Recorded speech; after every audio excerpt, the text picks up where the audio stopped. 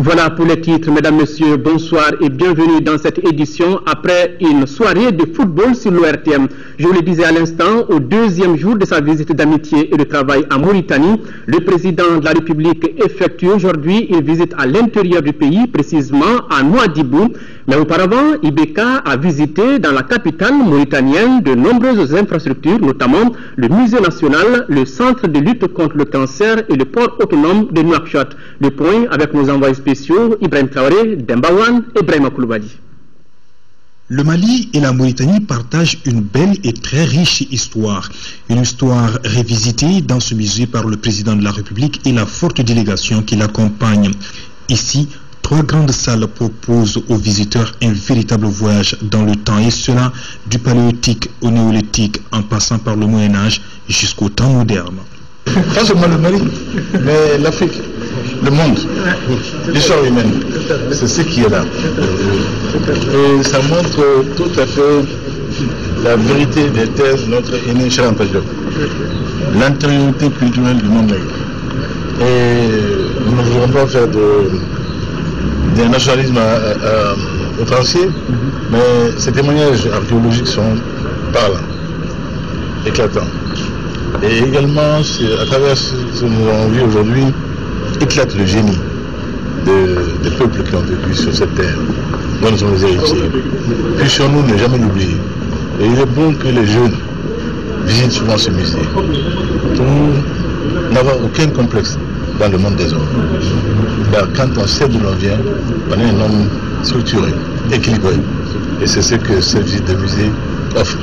Merci beaucoup au président de l'Aziz et à tous mes frères mauritaniens de m'avoir convié à un si joli parcours. Autre lieu symbolique est visité par le président IBK, le centre de lutte contre le cancer. Cette structure sanitaire à dimension sous-régionale a été créée en 2010 et compte actuellement une vingtaine de spécialistes qui travaillent notamment au niveau du scanner, de la radiothérapie et dans les différents labos. Dans ce centre de prise en charge du cancer, les consultations sont gratuites. Pour que le peuple puisse reposer par le travail, il faut qu'il soit en bonne santé. Et pour qu'il soit en bonne santé, il faut être contemporain. Car il est temps que nous soyons contemporains, nous, en Afrique, de notre siècle. Et ici, je veux dire que la science-fiction, c'est non futuriste. Et ça brûle. Voilà ce que cette visite m'inspire aujourd'hui à l'équipe Roger Moustapha, président de l'Aziz Ghana, la volonté politique, vraiment beaucoup de courage et beaucoup de succès pour la Mauritanie, pas seulement pour la sous-région et pour la présence de l'Afrique, une présence de qualité dans le monde aujourd'hui. Le président de la République s'est rendu enfin au port autonome de Nouakchott. Chaque année, 20 000 tonnes de marchandises transitent ici pour le Mali. Le chiffre est jugé en deçà des attentes. C'est pourquoi le port a mis à la disposition des entrepôts maliens 12 000 mètres carrés. En plus, les travaux d'extension du réseau routier vers la frontière du Mali sont en cours. Ce qu'il y a ici est une chance pour la Mauritanie, mais également pour le Mali, surtout l'extension du port de Nouakchott, qui doit avoir une capacité d'ici le mois de 12 mois de profondeur, un peu de navires de dernière génération, qui va donc accroître la capacité d'embarcation. Et si on y ajoute également la perspective du port de Gogui, comme le port sec de Gogui, nous aurons donc de faciliter dans très peu de temps l'embarcation. Le rapprochement d'équipements qui sont vitaux pour le développement du pays. C'est là encore une fois un trait d'amitié et de coopération bilatérale au profit des deux peuples. Ibrahim Boubacar Keïta visite d'autres projets de développement ce samedi à Nouadhibou et à Chami. Il regagne la capitale mauritanienne dans la soirée pour y rencontrer les représentants des camps de réfugiés.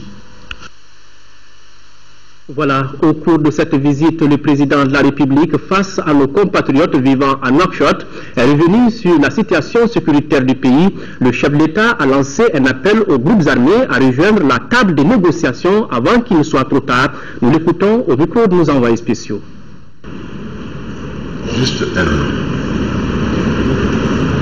avant cette date du 11 janvier, qui verra les rafales de l'armée française fendant le ciel depuis Saint-Dizier, les Mirage 2000 venant de Djamena pour venir stopper net la prétention saugrenue de ceux qui ont voulu, après en avoir subverti une partie, soumettre le Mali. Les pauvres. Les pauvres. Ce pays n'est pas de ceux que l'on soumet facilement. Ce pays n'est pas de création récente. Ce pays n'est pas le fruit d'un hasard quelconque.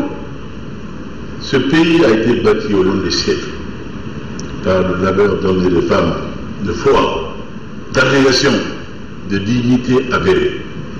Un tel pays ne peut disparaître aussi facilement. Cette amitié vive et ce courage politique d'un homme que nous considérons sans vanité comme un ami, ne l'ayant pas connu pour affaires, François Hollande, ce courage politique, cette amitié, cette solidarité nous ont fait sortir la tête de l'eau. Et ce qui n'était pas dissible, ce qui n'était pas à l'ordre du jour, ce qu'aucun d'entre nous n'osait dire, ce à quoi personne ne pouvait s'aventurer à parler, la possibilité d'enfin sortir de la transition et établir une nouvelle légitimité, une nouvelle stabilité pour que le Mali revienne comme il se doit, en dignité, avec honneur et fierté dans le concert national. Dès lors, tout fut possible. Tout fut possible. Le débat désormais concernant la fixation du possible. Les élections l'ont fini par s'accorder. Le 28 juillet, vous êtes allés aux urnes. Après les avoir boudées pour la raison qu'elles ne servent plus absolument à rien, sinon à des mascarades. Qu'enfin, vous aviez la liberté de retrouver la possibilité de dire votre vouloir, de choisir ce que vous estimiez en capacité intellectuelle, morale, politique de servir la patrie. Au lendemain de la catastrophe qu'elle venait de connaître. Ce choix, grâce à chacun d'entre vous, et la grâce d'Allah subhanahu wa ta'ala, ce choix fut porté sur notre humble personne. Nous avons d'emblée mesuré l'importance, la gravité, la responsabilité énorme d'être digne de votre choix, de faire en sorte que nous allions désormais vers un Mali nouveau, qui sera fait non de malice, non de ce que je suis rappelé les combinaisons qui se passaient entre les politiciens, mais que l'on envisage désormais la gestion du pays uniquement à l'aune des intérêts du seul peuple du Mali. Que cela soit fait sans aucun état d'âme, avec la conscience et la conviction d'une rendition de compte à celui qui seul,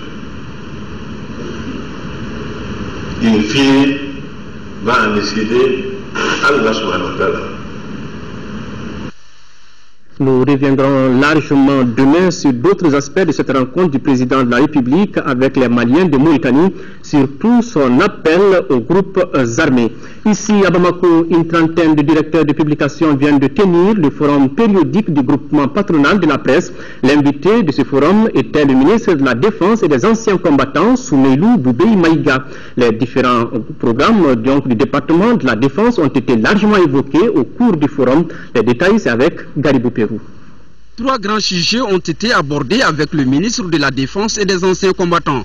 Le désarmement effectif des groupes armés à Kidal, la reconstruction de l'armée malienne et la célébration du 20 janvier.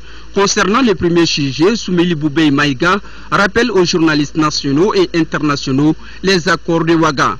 Les règles que nous essayons de faire prévaloir, c'est de s'entendre sur le statut de combattant, à leur cantonnement en ce moment sur des sites, et puis troisièmement, aussitôt qu'il y a le cantonnement, de voir dans quel programme de réinsertion ou de reconversion on les met. Le chantier de la remise en norme de l'armée malienne passe par la formation, précise le ministre Maïga. C'est à travers elle que notre armée pourrait intégrer les systèmes de sécurité régionale, sous-régionale et mondiale. Dans l'armée, les gens se connaissent quoi. C'est comme dans tous les corps. Le meilleur moyen, c'est de faire en sorte que chacun soit à sa place, quoi. Enfin, le troisième grand sujet, la célébration du 20 janvier.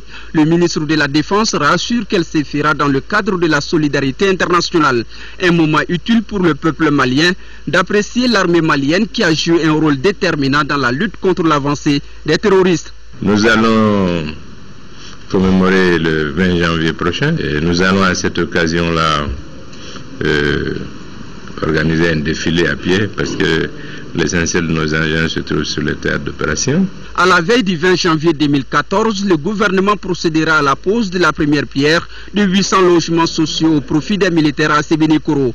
Un signal important dans la reconstruction de l'armée malienne, selon le ministre de la Défense. Les directeurs de publication et leurs reporters sont désormais informés sur les actions du département de la Défense. Ils ne doivent pas être pris par les pièges de la rumeur, estime le président du groupement patronal de la presse. Le 11 janvier 2013, la France libère le Mali. Le président François Hollande répond ainsi à l'appel d'un homologue désemparé par une situation inédite. Cette libération marque le début d'une nouvelle amitié entre le Mali et la France. Un an après, le peuple malien se souvient de ces instants macabres. Rappel historique, Mariam Sagara. Le 11 janvier 2013, la bataille de Konna a pris une autre couleur, une autre allure, une autre dimension, la troisième, l'aviation française. Seul le ciel a parlé. Il venait de partout, de Bamako, de Djamena ou de la France, pour cracher des tonnes d'obus et de roquettes sur la tête des monstres djihadistes.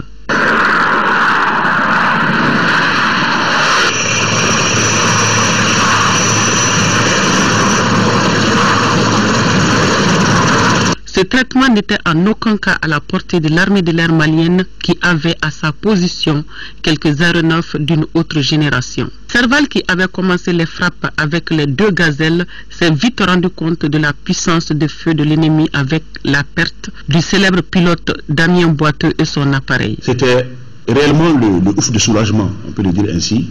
Et nous avons perçu en ce moment qu'il y a des gens à notre côté qui vont venir nous aider par rapport au combat que nous sommes en train de mener. Un combat contre l'obscurantisme, c'est un combat du monde entier en réalité. Donc nous avons perçu comme tel et nous avons aussi perçu cette arrivée de Serval comme un ami qui vient nous aider à sortir de notre problème. Dans la nuit du 11 déjà, il y a des militaires de Serval qui ont déjà commencé à effectuer quelques actions au-delà de la ligne de tir.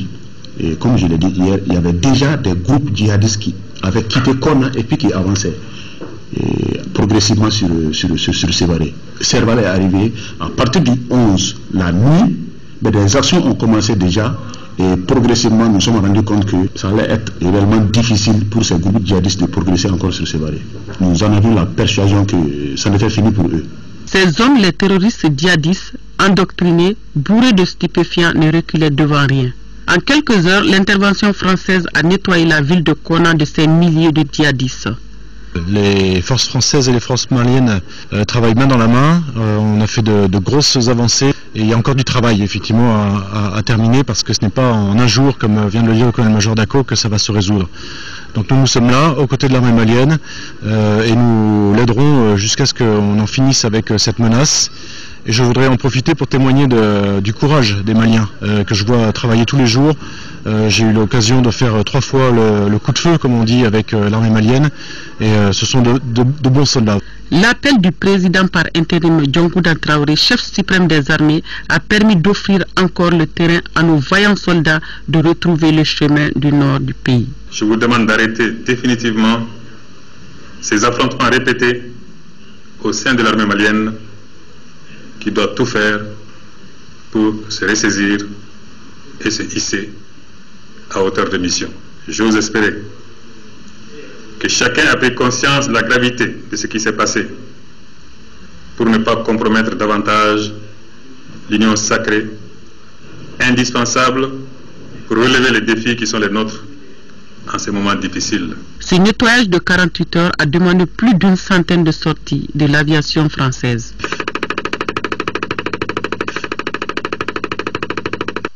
Le Mali bien debout. Le 11 janvier, désormais un symbole au Mali. C'est cette date qu'a choisi le réseau Paix et Sécurité des femmes de l'espace CEDEAO au Mali pour lancer les activités du don du président François Hollande aux femmes du Mali. Compte rendu, Cheikh Oumar Sangaré. 11 janvier 2013, 11 janvier 2014. Cela fait 1 an que la France est engagée dans la guerre contre les terroristes au Mali. Cette intervention salutaire a valu au président François Hollande le prix Félix Houphouët-Boigny pour la paix en juin dernier au siège de l'UNESCO. Un prix dont la moitié a été gracieusement offerte par Hollande aux femmes de notre pays pour soutenir leur action en faveur de la paix. Le réseau Paix et Sécurité des femmes de l'espace CEDEAO, qui a reçu le don, entend l'utiliser au bénéfice des femmes des régions les plus touchées par la crise. Les activités vont à l'endroit des femmes des régions les plus affectées, c'est-à-dire les régions du nord, Gao, Tombouctou, Kidal, plus la région de Mopti, qui fait le tampon entre le nord et le sud. Donc nous allons vers ces femmes-là, prendre leurs préoccupations, comprendre ce dont elles ont besoin et puis aller vers elles par rapport à ça. Il a voulu le dédier à son action en faveur du Mali et donc remettre cette somme à 2 associations, une association malienne et une association française.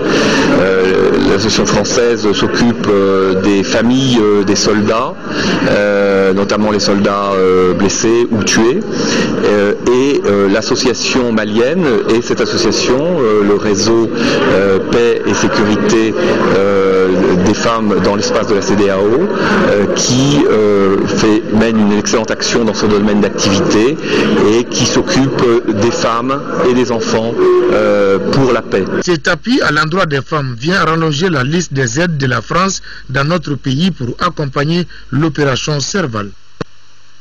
Le 11 janvier, la contribution des écrivains Tombouctou 2012, la ville sainte dans les ténèbres du djihadiste, c'est le titre du livre que Oudaï Ag Mohamed met à la disposition des lecteurs. L'ouvrage a été lancé ce samedi à l'occasion du premier anniversaire de l'opération Serval au Mali, qui a mis un terme à l'avancée des forces du mal. Il fait la genèse de la crise survenue dans le nord de notre pays et les exactions subies par la population de Tombouctou pendant l'occupation djihadiste. Mouhoum Sissoko. Ce livre de 200 pages environ fait une restitution de la barbarie d'une autre époque exercée sur la population de Tombouctou sous l'occupation djihadiste. Tombouctou 2012, la ville sainte dans les ténèbres du djihadisme, retrace également les causes qui ont entraîné la crise dans le septentrion de notre pays. L'auteur du livre est un quinquagénaire natif de la cité des 333 saints. J'ai eu l'occasion d'être à Tombouctou pendant les 3 premiers mois de l'occupation. Donc j'ai vécu jour par jour, heure par heure, mois par mois, la tragédie avec mes frères de Tombouctou. J'ai vu comment ils étaient humiliés et une humiliation à la lisière de l'agonie. C'est surtout cela qui m'a poussé à écrire, à témoigner, parce que celui qui ne témoigne pas est, dit-on, un complice.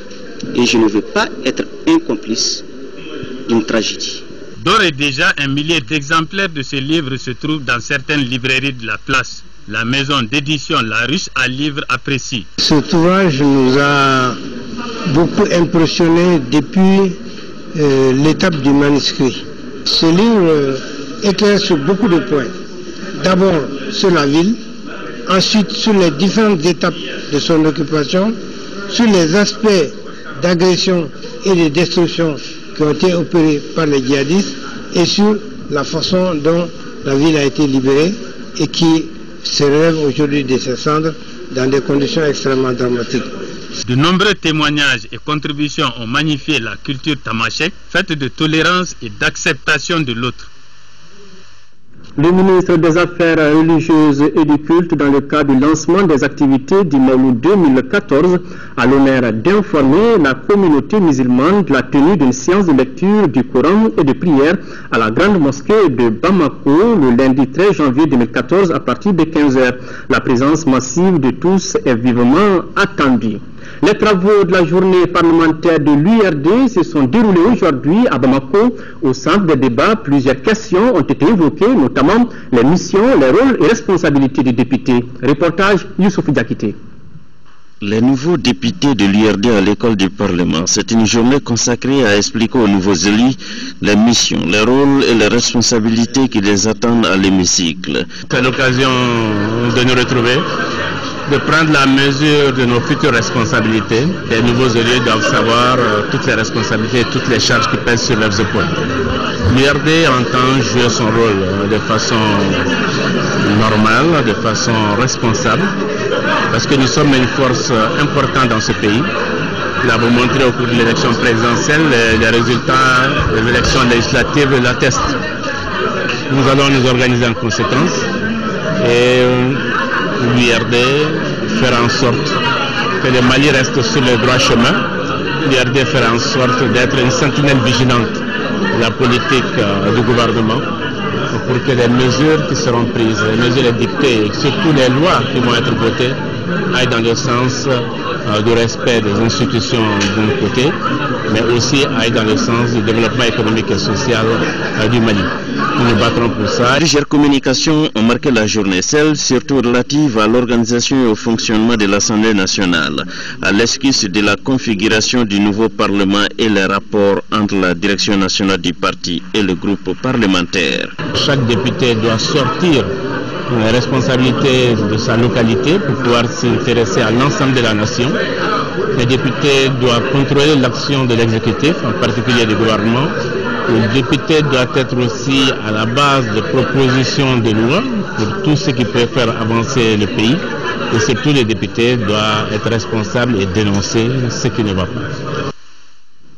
Même exercice pour le parti Force Alternative pour le Renouveau et l'Émergence Phare Ankawili, qui a également organisé une journée parlementaire. Compte rendu Moïse Traoré. Les défis et enjeux du travail parlementaire sont au cœur de la journée parlementaire organisée par le parti Force Alternative pour le Renouveau et l'Émergence Phare Ankawili. Après 28 candidatures, le parti obtient 6 élus dans les circonscriptions de Bougouni, Sikasso, Dioïla, Blatomignan et Ségou. À l'occasion, les élus sont également imprégnés de l'historique et des valeurs du parti.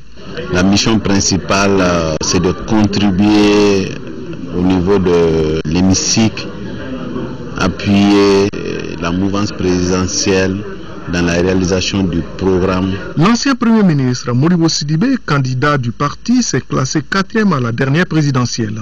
Nous avons présenté des candidats.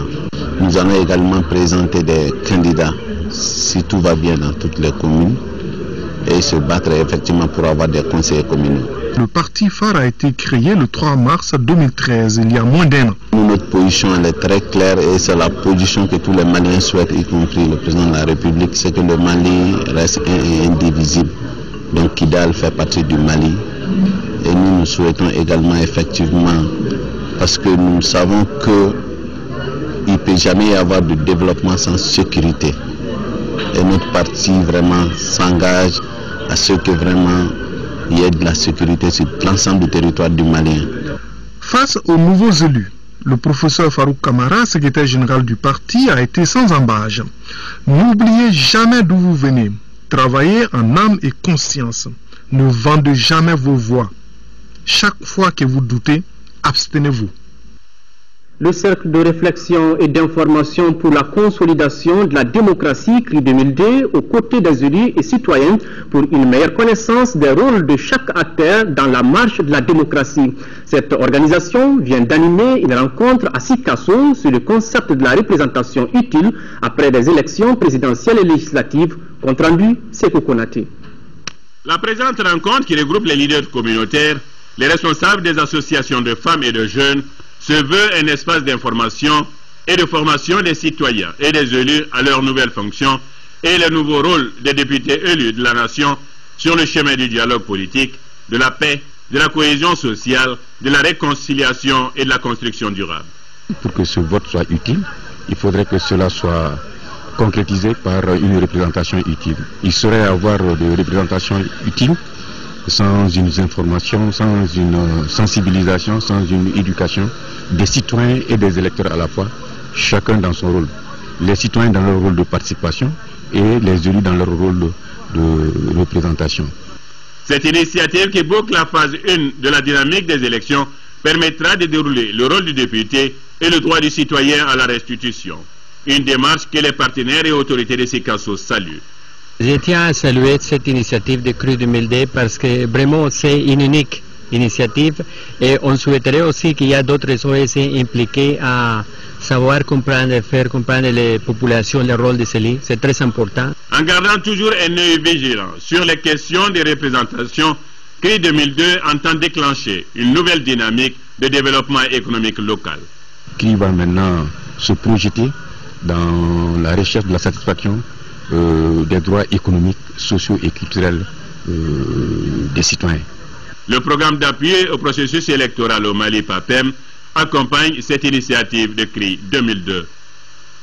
Activité politique toujours, le mouvement pour la sauvegarde des acquis démocratiques Mozad Mali a donné son point de vue sur le processus démocratique et les dernières échéances électorales au Mali. C'était au cours d'une conférence de presse animée par ses responsables. Reportage Nando Dambélé.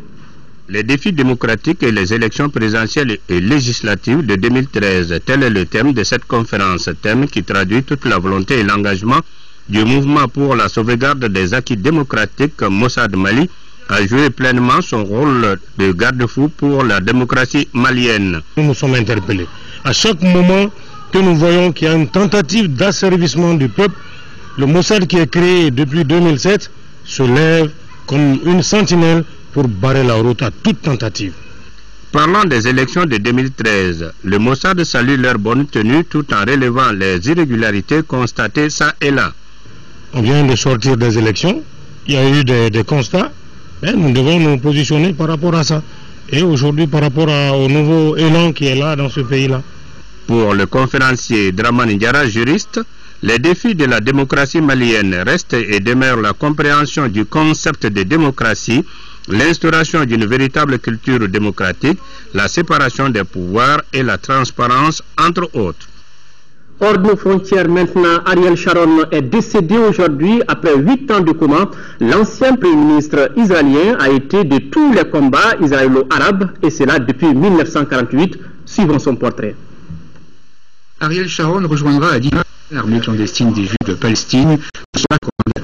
Il sera de toutes les guerres israélo-arabes depuis 1948. Mobilisé dans l'armée de réserve pendant la guerre du Kippour en octobre 1973, il a accompli son plus haut fait d'armes en franchissant le canal de Suez, une action reconnue comme celle qui changea le cours du conflit. Ariel Sharon poursuivra ensuite une carrière politique au sein du Likoud, le grand parti de la droite nationaliste. Il deviendra ministre de la Défense en 1982 lors de l'invasion du Liban et du massacre de Chabra et Shatila. Vainqueur des élections en 2001, il deviendra Premier ministre avant d'être réélu en 2003. Cofondateur du Likoud en 1973, il claqua la porte en novembre 2005 pour créer une nouvelle formation de centre-droit, le parti Kadima. Depuis janvier 2006, il était maintenu artificiellement en vie à la demande de sa famille dans un hôpital de Tel Aviv. Retour au Mali, la caravane des jeunes leaders des Nations Unies pour l'atteinte des objectifs du millénaire pour le développement est partie ce matin de Bamako. Ces jeunes, au nombre de 70, sont composés de Burkinabés et de Maliens. La caravane, dénommée Ouagadakar, est attendue dans la capitale sénégalaise demain. Adama Koulibaly était présent au départ du convoi. Voici son reportage. Les jeunes de cette caravane doivent voyager à bord de ce car affrété par le ministère de la Jeunesse et de l'Emploi de Burkina Faso. Avant le départ ce matin de la Maison des Jeunes de Bamako, c'est la joie, la symbiose entre ces jeunes des deux pays, le Mali et le Burkina Faso. Difficile de reconnaître de vue qui est malien ou burkinabé, ce qui marque le début de la mission de ces jeunes qui doivent participer au 4e sommet panafricain des jeunes leaders pour l'atteinte des objectifs du millénaire pour le développement prévu à Dakar au Sénégal du 13 au 17 janvier. Le sommet de Dakar est placé sous le thème du chômage des jeunes dans l'agenda des OMD post-2015. À partir de 2004, les Nations Unies ont cru bon de mobiliser les jeunes pour accompagner la dynamique, la réalisation des objectifs de développement. L'ISA avait retrouvé à Dakar, là où on a commencé, pour faire le point de nos engagements. Prévoit de véhiculer des messages pour la paix et la réconciliation, mais aussi sensibiliser sur le VIH-Sida. Le voyage est organisé par le ROJALNU, OMD, le réseau des Nations Unies des objectifs du millénaire pour le développement. Activité régionale en 5e technique et financière 2014 du programme de développement de l'irrigation dans le bassin du Bani et à Sélingué dans la zone de Djéné est estimé à plus de 15 milliards de francs CFA. Ce programme a été examiné et approuvé par la 4e réunion du comité technique d'orientation tenue jeudi dernier à Djéné. Compte rendu Yacouba Maïga. Après une année 2013 marquée par la reprise des activités de construction des grandes infrastructures, les activités du programme de développement de l'irrigation dans le bassin du Bani et à Sélingué PDIBS seront essentiellement consacrées en 2014 dans la zone de Djéné, à la poursuite de la construction du barrage Seuil de Djéné, de l'aménagement du casier de Djéné et des voies d'accès au Seuil, entre autres. Le budget alloué à ces travaux est estimé à un peu plus de 15 milliards 678 millions de francs CFA. Il s'agira de poursuivre, donc d'achever pratiquement les aménagements hydro-agricoles concernant le casier de Djéné, qui permettront quand même si le seuil n'est pas fini, aux agriculteurs de pouvoir bénéficier d'une hydraulicité favorable. Dans l'agenda de cette 4e session du comité technique d'orientation, il a été surtout question de la revue des progrès réalisés dans l'exécution des activités et dans l'atteinte des résultats attendus du PDIBS depuis le 3e comité technique d'orientation. Du constat général des activités ont été exécutées avec donc le plus grand succès, surtout en ce qui concerne les grands travaux, travaux de génie civil au seuil, travaux d'aménagement, travaux de mise en œuvre du plan d'action et de réinstallation des populations. En marge des travaux de ce 4e comité technique d'orientation, les membres du comité ont effectué une visite sur le terrain, histoire d'apprécier le déroulement normal des activités sur les différents chantiers dans la zone de Djéné. Monde agricole, toujours le gouvernement du Mali et le royaume du Danemark au secours des riziculteurs de la 6e région. Ces producteurs viennent de recevoir une douzaine de groupes et motopompes destinés aux stations de pompage des cercles de Tombouctou, Goundam et de Gourmararous. Des montants de plus de 170 millions de francs CFA, ces équipements permettront de booster le secteur agricole tout en améliorant le rendement. Reportage Yaya Tandina. C'est pour combattre l'insécurité alimentaire et améliorer la production rizicole que le gouvernement malien, avec l'appui de son partenaire le Royaume du Danemark, vient d'octroyer 12 groupes dont 7 moteurs à vis tercimètre en 6e région. Ces équipements d'une valeur de 170 millions sont destinés aux producteurs des cercles de Goundam, Gourmararous et Tombouctou.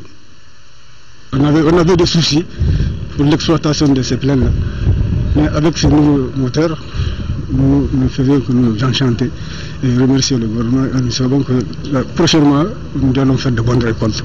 Au nom de l'ensemble des bénéficiaires, de remercier très sincèrement tout le gouvernement du Mali à travers la coopération internationale. Ce matériel sera utilisé à bon escient. Pour qui connaît la région de Tombouctou et le cercle de Goundam en particulier, où on a vraiment le potentiel agricole, les terres sont là, l'eau est là, les hommes sont là, il ne manquait que le matériel. Les autorités régionales ont procédé à la remise officielle de ces équipements tout en invitant les bénéficiaires à un bon usage.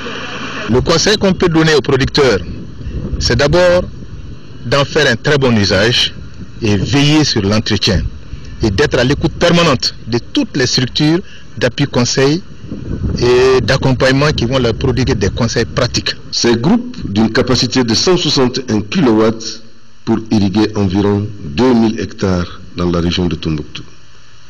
Sur un tout autre plan, l'Église catholique du Mali met à la disposition des étudiants du Centre d'études et de culture pour jeunes.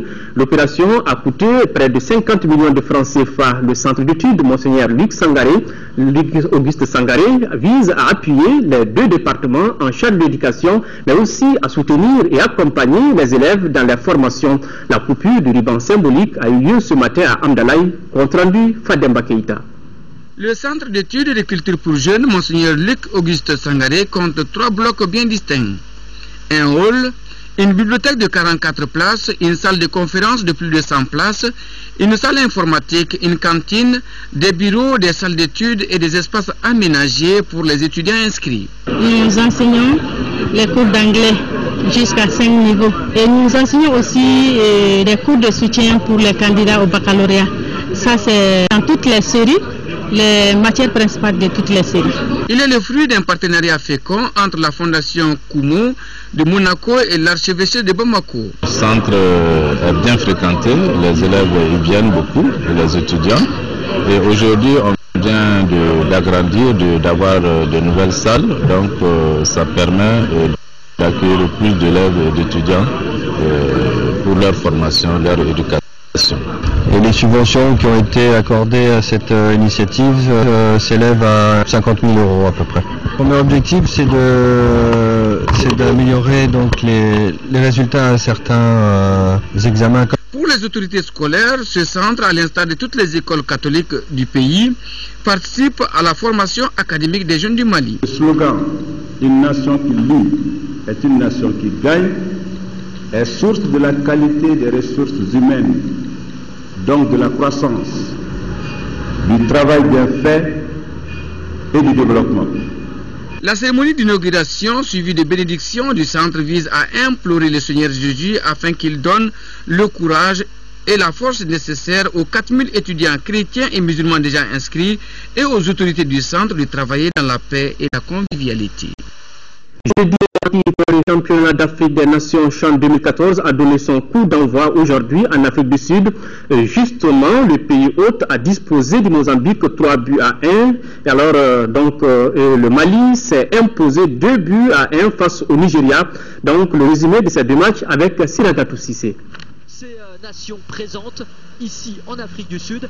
Le drapeau malien flotte haut dans le ciel du stadium de Cape Town. Et pour cause, les aigles locaux du Mali gagnent 2-1 face aux Super Eagles du Nigeria. Très motivés, les hommes de Djibril Dramé démarrent ce CHAN en puissance. 18e minute, Abdoulaye Sissoko arme une frappe en pleine surface de réparation. 1-0. Ça combine bien côté aigle. 50e minute, servi par Ibrahima Sidibé, Adama Traoré coulisse le ballon au fond pour le deuxième but. Les aigles sont sur leur petit nuage. Le Nigeria de Stephen Keshi réduit néanmoins le score à la 54e minute par Fouad Salami. Score final 2-1. La victoire est toujours belle. Adama Traoré est élu homme du match. Les aigles du Mali 3 points plus 1 affronteront les Bafana Bafana d'Afrique du Sud 3 points plus 2 mercredi prochain lors de la deuxième journée du groupe A. Auparavant, en match d'ouverture, l'Afrique du Sud n'a laissé aucune chance aux voisins Mozambique dominé 3-1. Pourtant, les Mozambicains sont les premiers à se signaler par Diogo à la 11e minute. Les Sud-Africains s'organisent et reviennent dans la partie grâce à Bernard Parker, 30e minute sur penalty. Lompo Kekana, d'une merveille de frappe, permet à l'Afrique du Sud de prendre l'avantage à la 58e minute. Les Mozambicains sombrent au fil du temps. 82e minute, Bernard Parker marque le 3e but et s'offre un doublé. Au grand bonheur du président sud-africain Jacob Zuma. Bonne chance donc à l'équipe malienne. Voilà, c'est tout pour ce journal. Merci de l'avoir suivi. Demain, retrouvez Mohamed Touré pour l'édition de 13h. À 20h, Amara Malé Diallo. Retrouvez cette édition sur notre site www.ortm.ml. Au revoir et qu'Allah bénisse le Mali.